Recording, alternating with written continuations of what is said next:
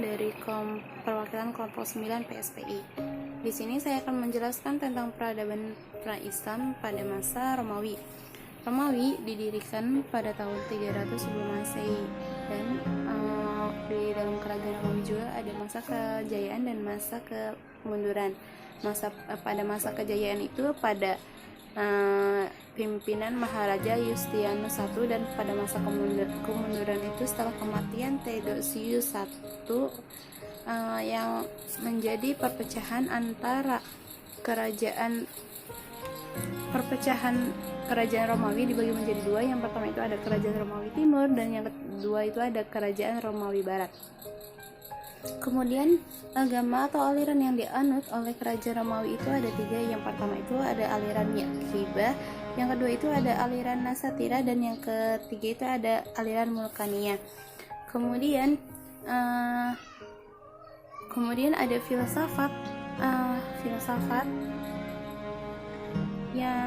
filsafat kebudayaan Yunani yang dibagi menjadi 7 zaman. Yang pertama itu ada masa dongeng, yang kedua ada masa pahlawan, yang ketiga ada masa lirik, yang keempat ada masa kemasan, yang kelima ada masa Iskandari, yang keenam ada masa Yunani Romawi, yang ketujuh ada masa Byzantium. Kemudian bahasa yang digunakan oleh Romawi itu ada 3 bahasa. Yang pertama itu ada bahasa Latin, yang kedua ada bahasa Grek, dan yang ketiga ada bahasa Survani. Kesenian yang biasa di Romawi itu ada kesenian yang dibuatnya itu ada patung, ada gereja, terus ada seni suara, filsafat, seni pahat, seni lukis. Nah, yang paling menonjol itu ada gereja yang paling terkenal yaitu gereja Hagia Sophia. Kemudian kerajaan atau nama-nama raja yang pernah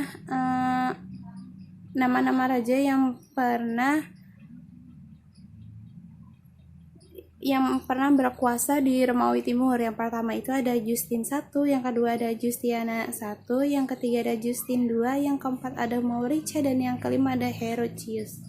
Sekian dan warahmatullahi wabarakatuh. Nama saya Sri Nuryani akan menjelaskan tentang poin kelima, yaitu tentang kepercayaan atau agama, yang dimana para masyarakat Persia ini mereka sudah lama menyembah alam yang nyata sebagai Tuhan. Contohnya seperti air, langit biru, api, udara, dan sebagainya.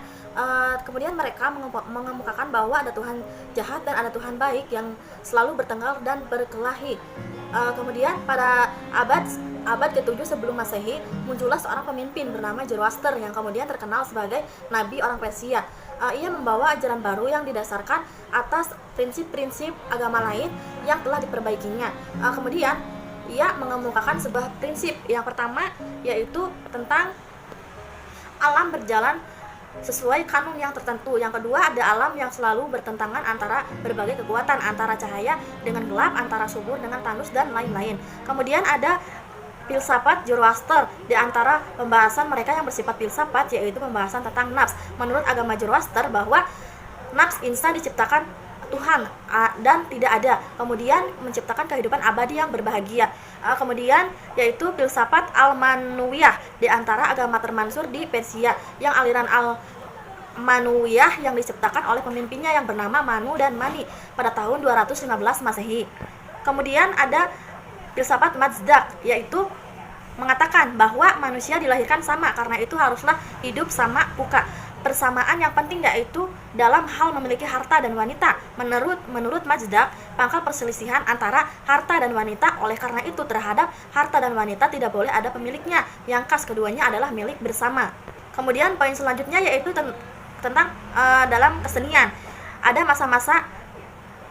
masa-masanya, yaitu pada masa dinasti Achaemenid, yaitu menciptakan sisa Babylon, Susa, Perpolis, Pusara, dan lain-lain. Yang kedua yaitu pada masa dinasti Saleukos dan Arsaid sampai kira-kira 250 Masehi. Di antara sisa-sisa peninggalannya yaitu runtuhan Arsia, Tugu Peringatan, dan lain-lain. Yang ketiga yaitu pada masa dinasti Sassanid, yaitu sisa-sisa peninggalannya istana bergaya Iwan yang di belakang Iwan utama didirikan Belarium berubah. Ada barang-barang perak anggun, beberapa tenunan dari sutra, dan lain-lain. Sekian dari penjelasan saya, kurang lebihnya. Ini saya Salwanis Nafisa akan melanjutkan penjelasan dari makalah ini, yaitu penjelasan yang terakhir tentang kepercayaan dan agama.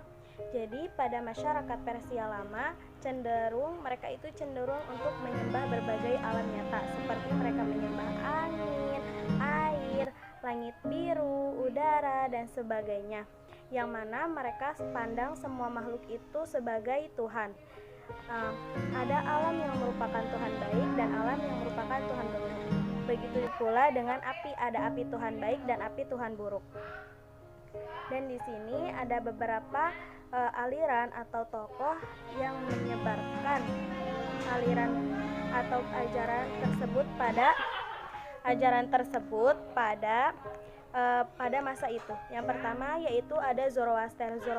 Nah, pada abad 7 sebelum Masehi muncullah pemimpin yang bernama Zoroaster, yang kemudian ia dikenal sebagai seorang nabi orang Persia, yang mana ia membawa ajaran baru yang didasarkan atas prinsip-prinsip agama lama yang telah diperbaikinya, yaitu ajaran dari Zoroaster itu terdiri dari dua prinsip. Yang pertama itu ada alam berjalan sesuai kanun atau yang tertentu, dan alam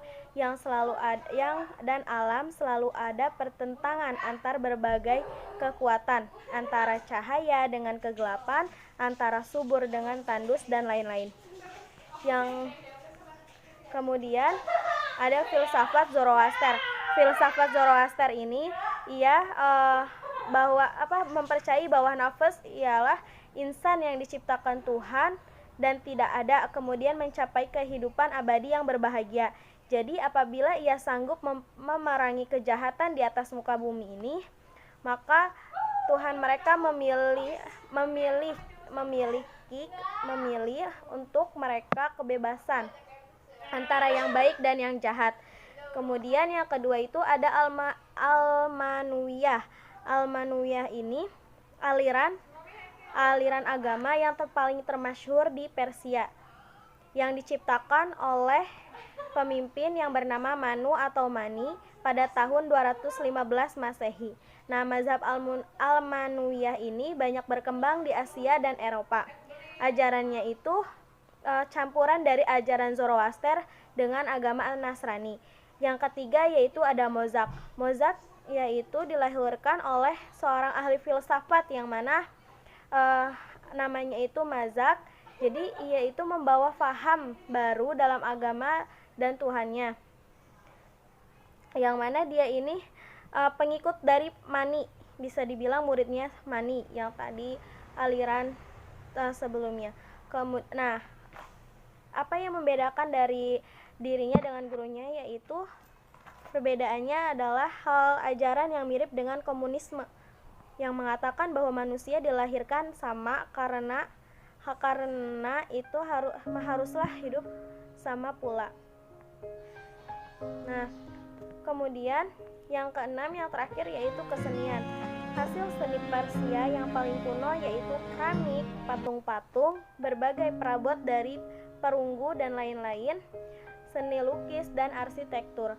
Nah, kemudian masa-masanya dapat dibagi menjadi 3 masa. Yang pertama yaitu masa dinasti Achaemenid, yaitu tahun 300 sampai tahun 350 sebelum Masehi.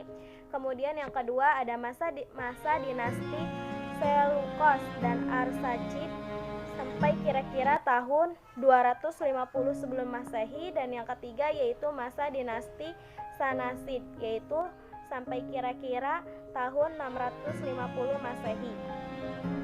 Terima kasih.